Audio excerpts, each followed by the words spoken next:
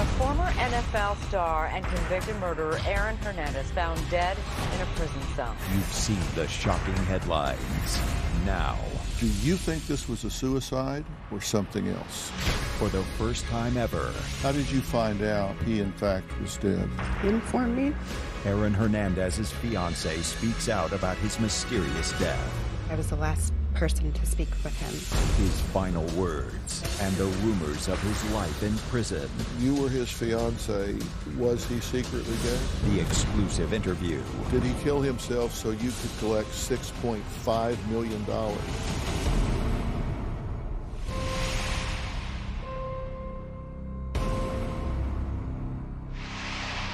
Today, in an exclusive interview, the fiancé of former football star Aaron Hernandez speaks out just days after he was found hanged in his prison cell and just minutes after his murder conviction was dismissed.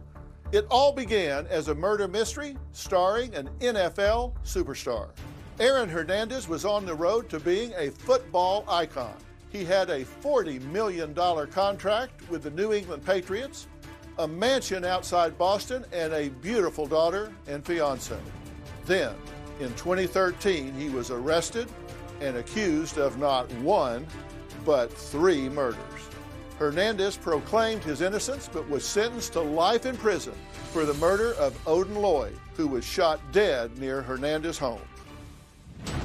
Former NFL player Aaron Hernandez indicted on murder and weapon charges. Hernandez is charged with the execution-style murder of Odin Lloyd, a man who was dating the sister of Hernandez's fiancé.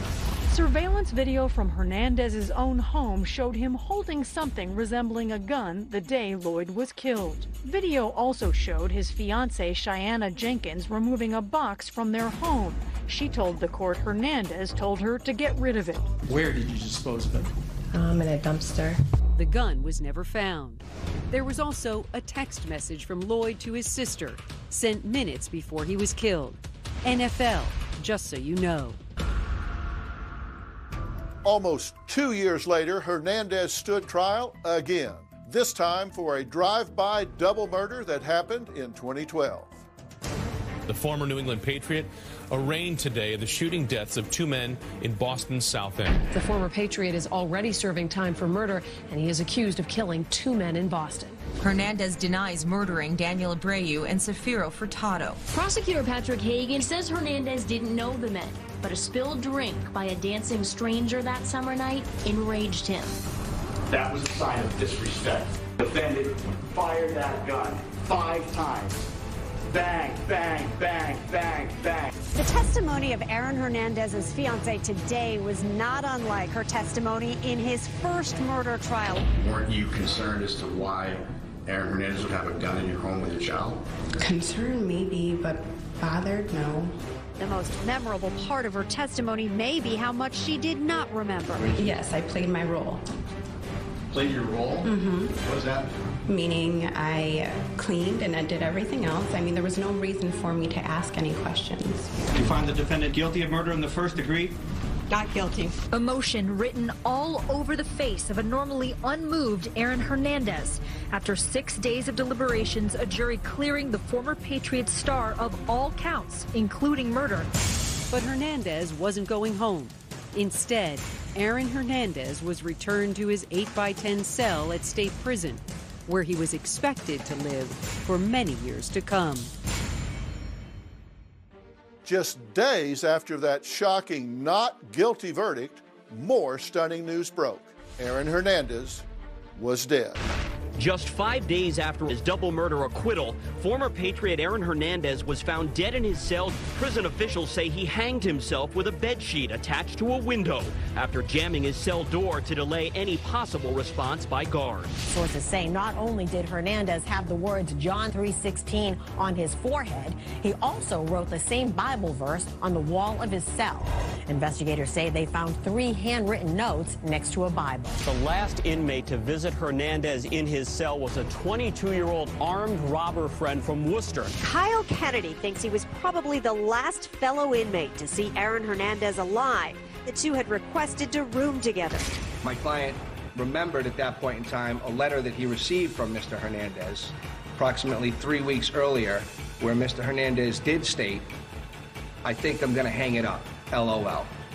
This is where the strange and violent odyssey of Aaron Hernandez came to a strange and violent end.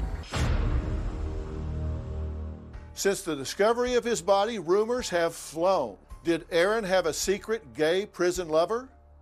What were the messages written in blood on his cell walls? And what is to be made of the mysterious suicide notes? Then, the biggest mystery of all. Did the football star really take his own life? Was he trying to ensure his football fortune ended up with his fiancée and daughter? Or could it have been something else altogether? As the mystery of his death deepens, the woman who knew him best is speaking out publicly for the first time. His fiancée, Shayana Jenkins Hernandez, his high school sweetheart, the mother of his young daughter, the woman who was so loyal prosecutors believe she disposed of a murder weapon to protect him, finally reveals all. Here's the exclusive interview. Shayana, Dr. Phil. Pleasure. Good to meet you. Good to meet you. Well, we have a lot to talk about today. First off, let me tell you how sorry I am for your loss. I know this has got to be a very difficult time and an awful lot to process, I suppose. Right. But, people are very curious about this whole situation and scenario, and I kind of like to turn the clock back a little bit and start talking about your relationship from the beginning. How long had you known Aaron? Since grammar school. So Grammar practically my entire life, more or less. How did you guys get together as a couple, and when did that start? Well, he would say it was middle school. I'd say it's more towards high school when we actually started to pursue each other. It was high school love, high school sweethearts. And what point did you get engaged? We were engaged October of 2012, before our daughter was born. You were with Aaron for a long time, as you say, from grade school. And then, he was, I think, a 4th round draft pick, right? Right.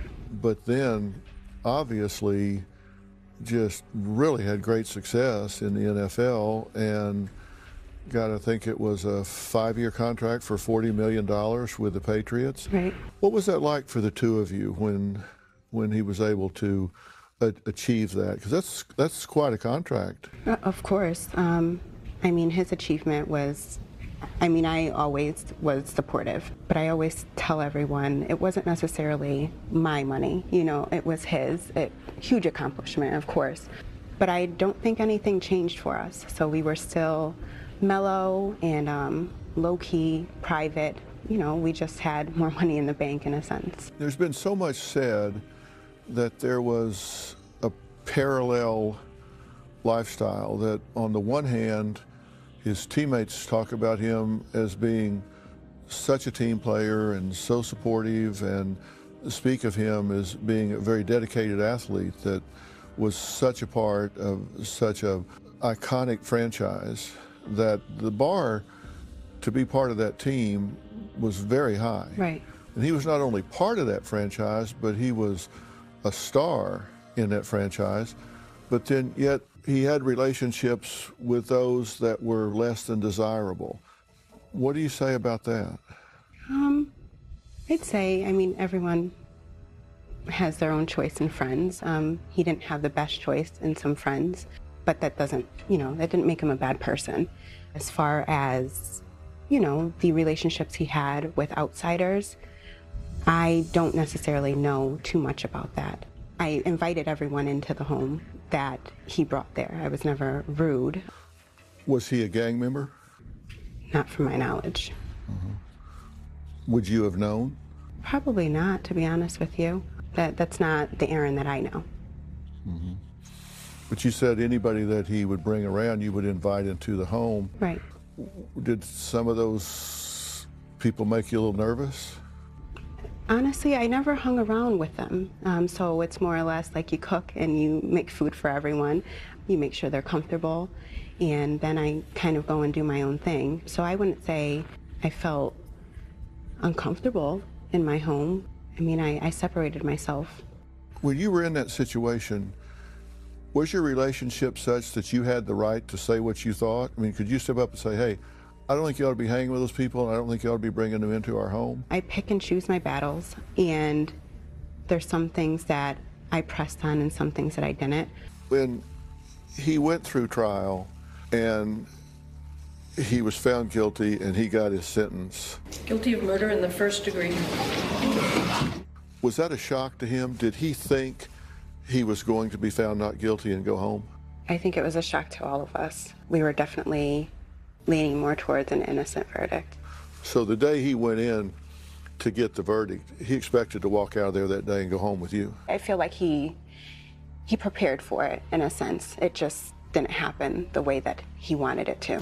Do you think he was involved in that crime in some way? I truly don't. I've said it over and over. He may have been at the wrong place, wrong time, but I don't think that he, what is said to be out there is actually accurate. Would it matter to you and your feelings for him if he had made a really bad decision, if he had committed this crime, would it change how you felt about him? It's a hard question. Coming up. How did you find out he in fact was dead? I got a call at 5:27 a.m. Aaron Hernandez's fiance breaks her silence. A Dr. Phil exclusive continues. Hernandez was a rising star for the New England Patriots with a $40 million contract. He entered the NFL draft shortly after his junior season, but some teams steered clear, given Hernandez's reputation for marijuana use, guns, and gangs. But that didn't keep the New England Patriots away. At just 20 years old, Hernandez became the youngest NFL player on an active roster. Former New England Patriots star Aaron Hernandez will spend the rest of his life in prison. A Massachusetts jury found him guilty of murder just a short while ago. Guilty of murder in the first degree. If he had committed this crime, would it change how you felt about him? It's a hard question. I think when I asked him if he had some involvement and he said yes, I think I would think differently as far as what I should be doing for my child and myself. Mm-hmm. I had asked him if he was involved, and he said no. Mm-hmm. That's all I needed. And you believed him when he said it? Absolutely. There was no reason for me not to. Guilty of murder in the first degree. When you heard the verdict, what was your reaction? Oh, I was devastated. Completely devastated. My whole world changed. He's all I know. I was completely devastated. And did you two look at each other in that moment? I don't think actually that I could look at him. I think I more or less buried my face in his mother's shoulder, and we cried together. When was the first time you talked to him, saw him, made eye contact with him after the verdict? It definitely wasn't in that courtroom. I know I left very frantically. I couldn't stay for the sentencing. I couldn't hear those words. But I would have to say the next encounter would have to have been a visit. Well, how did your life change when he went to prison? Oh, it was a whole upside down twist. Everything changed. He wasn't there anymore, financially, emotionally. It was hard. How difficult a transition was this for him to go from, being out in the world and beautiful home, affluent lifestyle, to all of a sudden being locked up in a cage, locked up in a cell? Right. I'd say it was difficult, of course. Did his celebrity status work for him or against him in prison? I would say both ways, but I think it worked for him in a sense where people could, he had something to talk about, something to give individuals that may not have experienced that lifestyle. When you visited him, what did you guys talk about? We never really spoke about any of, the drama filling our life. It was more or less like the happy times, what we used to do, AVL mostly. So, it was just, we tried to keep it positive. Was he a jealous type? He's in jail and you're a beautiful woman out in the world. Was he ever worried about you or what you might be doing? Well, jealous, yeah, I guess that's fair. But my loyalty, I assured him there was nothing to worry about. You're still wearing your engagement ring. I am. It's a beautiful, beautiful ring. Thank you. You're wearing it now is certainly a sign of your loyalty to him. Of course, always. Even now. Will you always wear that ring? I'll always have it with me, and I plan on passing it down to AVL when it's time to. Mm-hmm. You changed your name to Hernandez, but yet you never actually got married. Why not? We didn't get married, obviously, for a number of reasons, but I changed my name for the simple fact that, you know, we were a family, and I'm very strict on that. And my daughter, you know, as learning her name, she learned mine and she learned Daddy's, and my last name was different. So now she knows me as, you know, Cheyenne Hernandez instead of Cheyenne Jenkins. Yeah. She's how old now? She's 4. What's her relationship with Aaron through the time? Did you take her to see him? I did. And how did that go? We would try to go once a week, sometimes twice, depending on the circumstances and whatnot. I mean, I wouldn't say it was normal. It was her normal, so she knew no different. As far as their interaction, it was unbelievable. Mm-hmm. So she was very much a daddy's girl. But she could sit in his lap and she could, talk to him. Yeah, color, play cards. What did that mean to him? Oh, a lot. Yeah, he was absolutely in love. So, and I mean, when I was there, it was like, you know, when we were all together, he was focused on her. So it's kind of like I was just the chaperone in a sense. Yeah, you were the plus one. Exactly. Yeah. But I mean, it was fine. I adored it. We had our time. But yeah, when she was there, you know, she took over and she demanded attention, that's for sure. Does she have a comprehension of the fact that he was in jail for doing something that he shouldn't do? No, she has no idea, and I won't tell her until she decides to ask, or if she asks. She thought Daddy was at work. That's how we kept it. She knows nothing about jail, prison, or any of that stuff. I try to keep her in a whole positive direction. You said it was clearly devastating to him. Did he ever talk to you about suicide? No, never. I had no idea. But even in years past, he never in a weak moment said, I don't know if I can keep going or anything of the sort? He definitely was emotional, and we had talks about encouragement, you know, like, you know, you're going to come home, we're going to keep fighting, but I never would have suspected something like this. How did you find out that he, in fact, was dead? I got a call at 5:27 a.m. in the morning from some official at Shirley prison, and they informed me,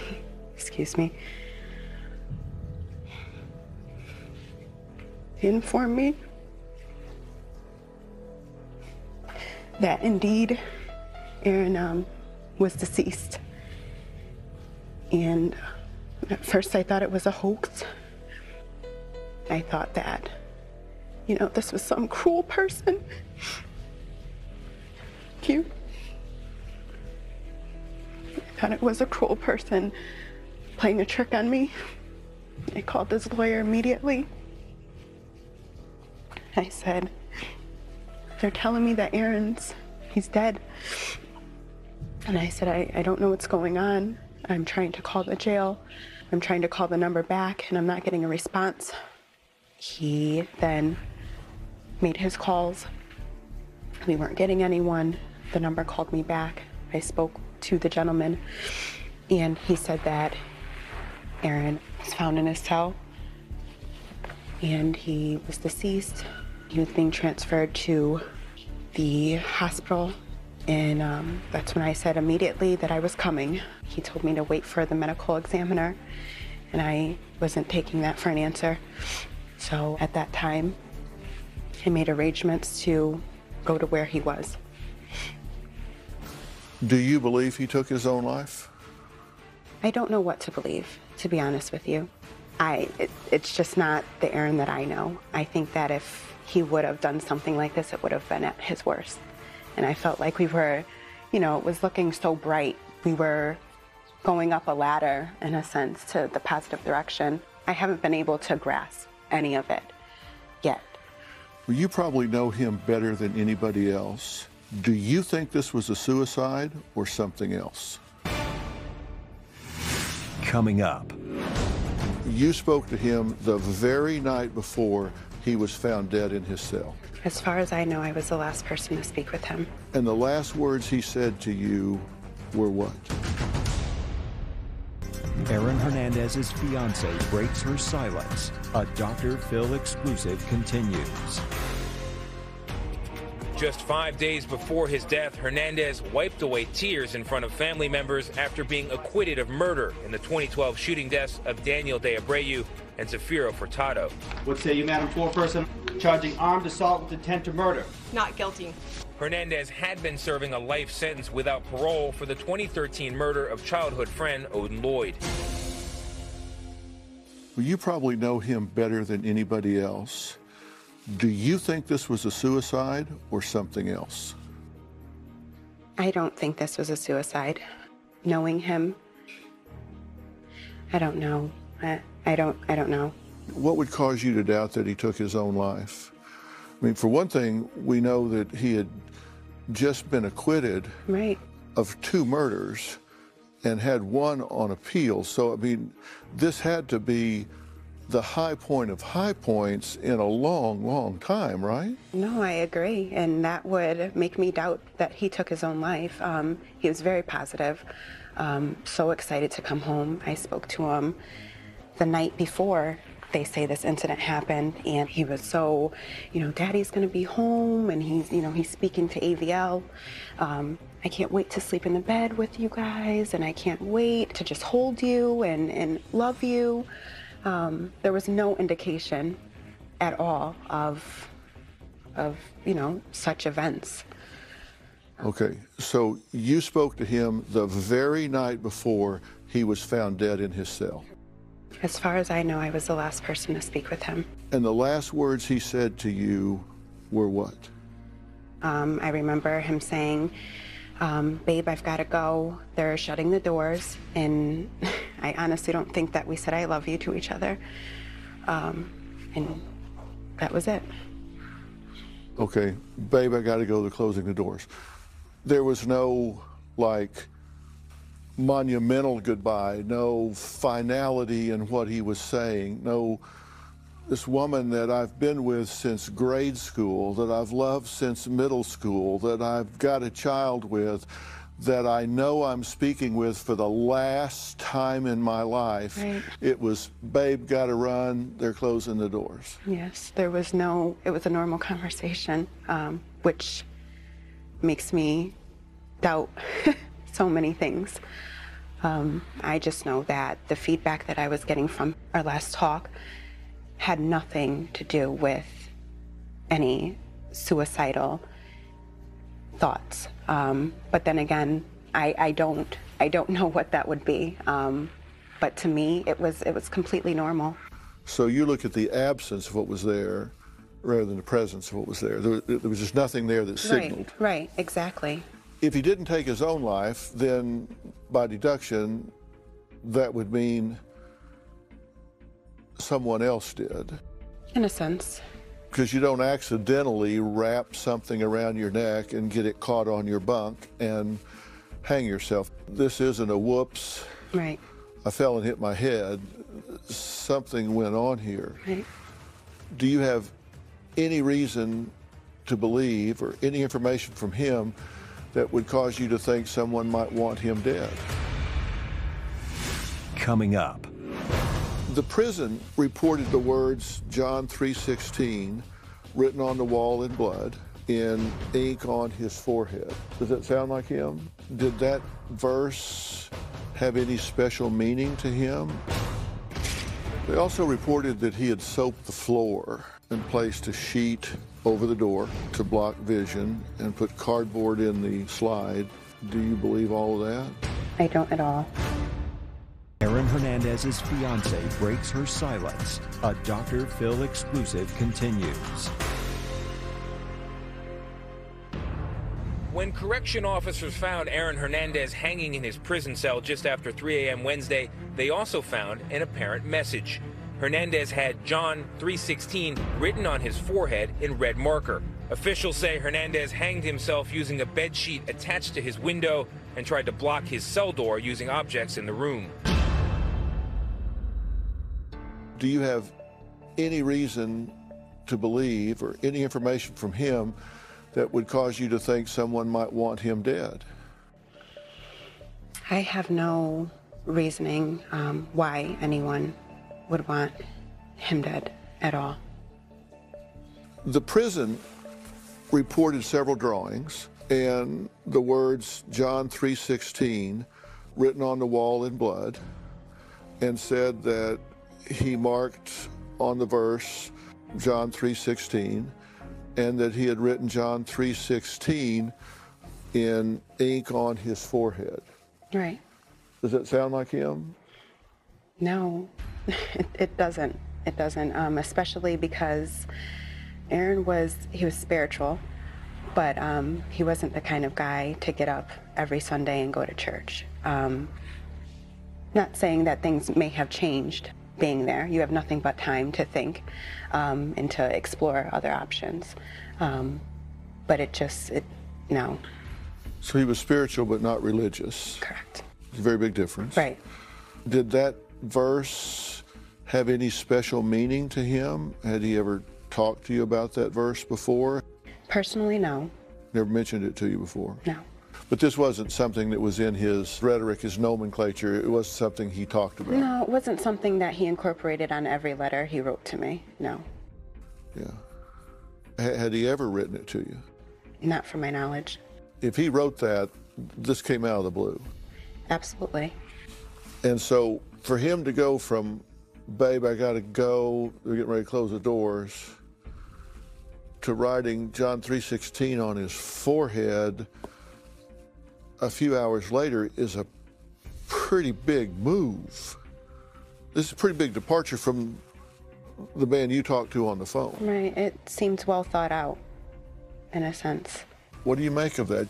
None of it is very believable to me.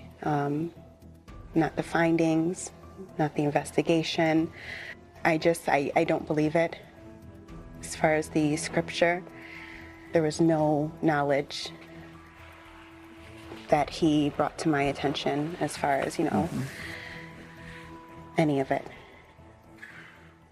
Well, the day of his passing, the surveillance video showed him on the phone just before being locked in his cell that night. So this would be the last call he was talking to you. Right. You would suspect. Right. And this was about the time that they normally would shut things down and he would go to his cell, right? I believe so. I mean, there were different times for everything. And they report that a guard checked him at 1 a.m. and he was alive. And surveillance video, they say that no one entered or left his cell from 8 p.m. and he was discovered at 3 a.m. Do you believe that? I don't. I believe there's some uncounted time. I don't think that things were done properly. I feel like he could have been saved or something could have been done or whatever the case may have been. I feel like someone was in the wrong somewhere. And I want answers.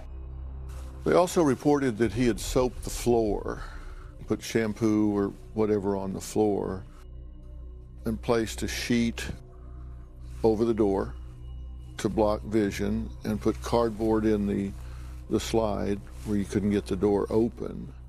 Do you believe all of that? I don't at all. I think until we can get in there and do our own investigation, and I actually, I guess, trust where these answers are coming from, maybe I can have some comfort in the truth. There was a note left, purportedly written by Aaron, to you, correct? That's correct. Did that note strike you odd in any way? Coming up. There were some odd parts where it didn't make sense. It wasn't clicking in my head. How about the handwriting? Did it look like him? I feel like it's easily duplicated. What do you interpret that to mean? As his fiancé breaks her silence, a Dr. Phil exclusive continues. There was a note left, purportedly written by Aaron, to you, correct? That's correct. Did that note strike you odd in any way? No, I thought it was a note of love. I did see that it was addressed to Shay instead of, you know, babe or bae, the way he would refer me as. That was a little odd to me. But as far as the content, seemed to be his loving self. It was addressed to Shay. You would have thought it would have been a term of endearment, more close, more intimate than that. Right, absolutely. Which would have been what? Babe or bae, or at least signed your soulmate, as he would usually do.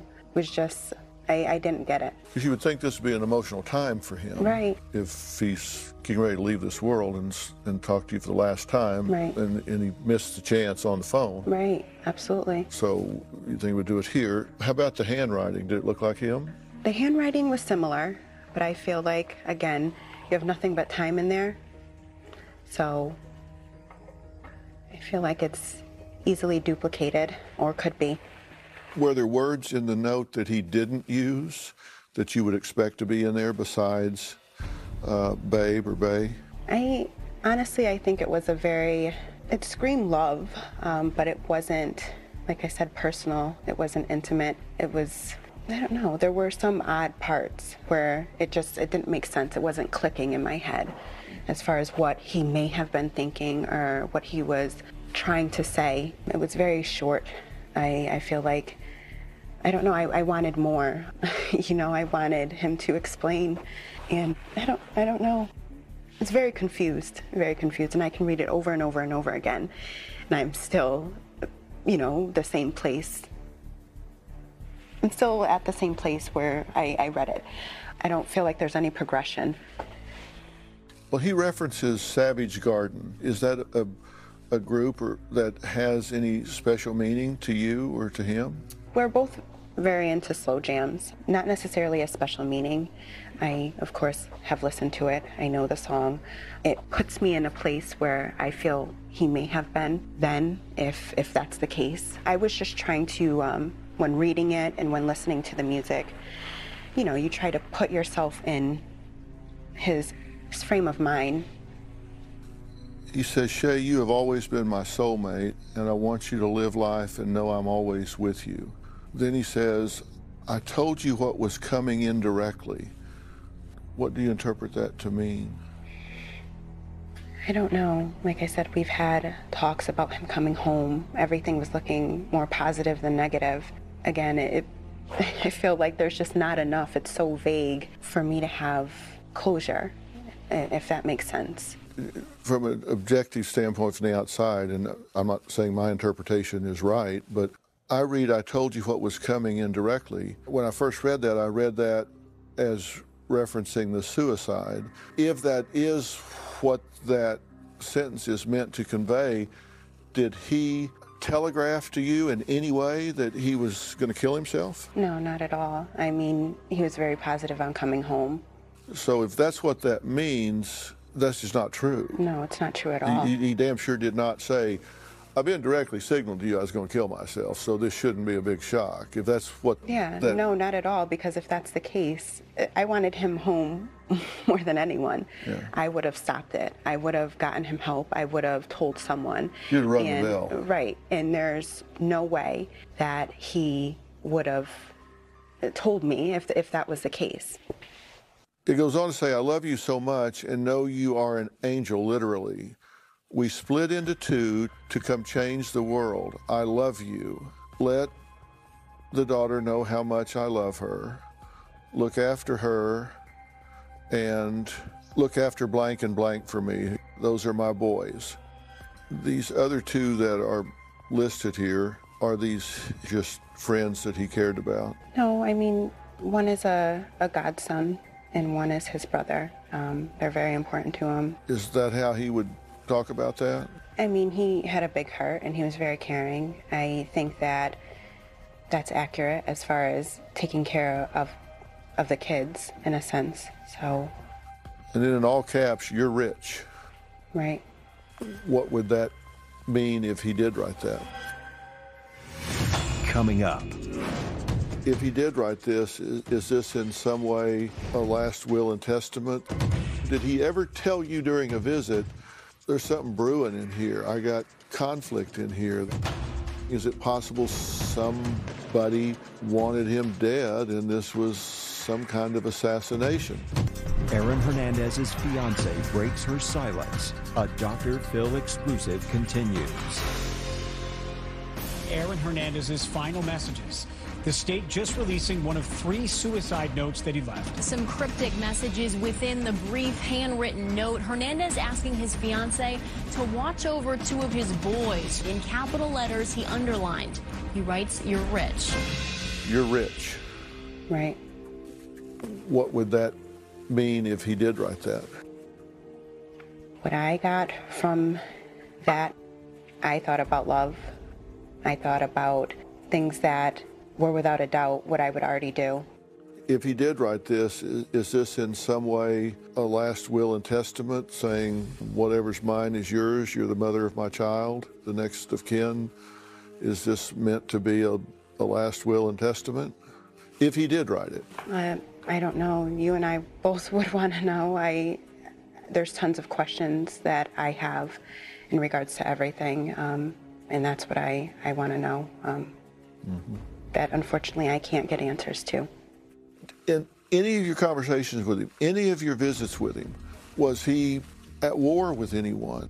Is it possible somebody wanted him dead and this was some kind of assassination?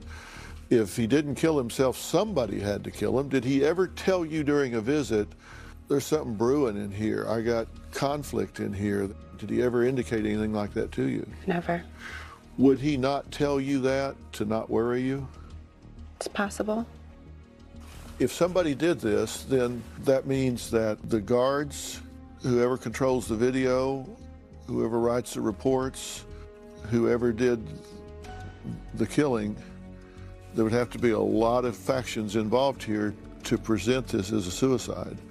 Somebody would have to manipulate that video, somebody would have to write a different report, somebody would have to come up with all these different facts, because it says from the time he went in that cell at 8 o'clock that he was alive at 1, then he was found having hanged himself a few hours later, and that nobody went in the cell between the time the door was closed at 8 and when he was found.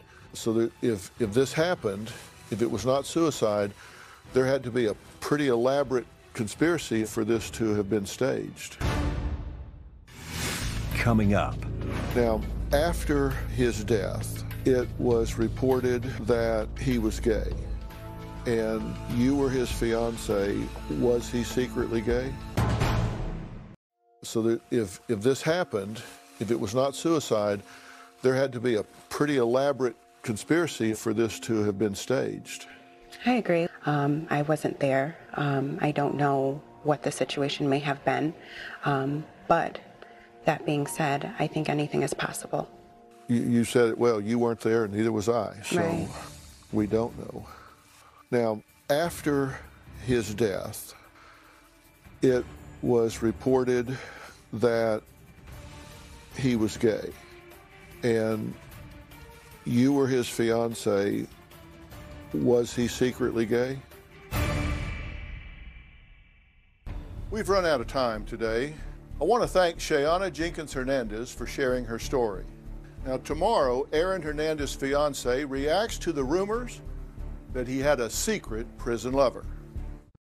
You do not want to miss that. For more information about today's show, log on to drphil.com.